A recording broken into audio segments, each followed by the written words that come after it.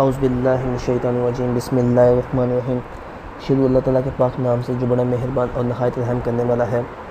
آج میں آپ کو بتاؤں گا کہ سورہ رحمان کے جو فوائد ہیں، جو اس کے ثمرات ہیں وہ کیا ہے، اس کو کرنے کے کیا کمالات آپ کو حاصل ہو سکتے ہیں۔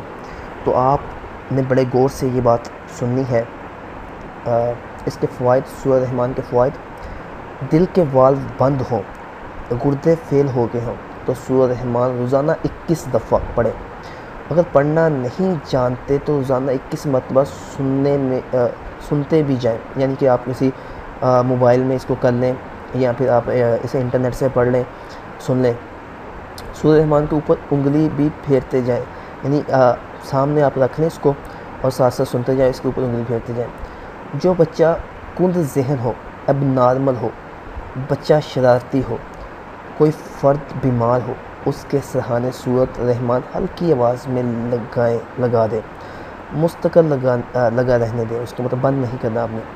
سورہ رحمان پڑھنے یا سننے سے جتنی نعمتوں کا ذکر اس میں ہے مل جاتے ہیں بے شک انشاءاللہ۔ گھریلو مسائل ہوں، سکون عافیت کے لیے، ڈپریشن دور کرنے کے لیے، یعنی گھروں میں جیسے پریشانی کا ماحول بن جاتا ہے تو اس سے دور کرنے کے لیے، جادو جنات کے مارے سارا دن سورہ رحمان پڑھیں بھی اور سنیں بھی، پڑھ کر پانی پر دم کریں، گاڑی، دفتر، ہر جگہ ہر وقت سنیں، ٹھیک ہے جی۔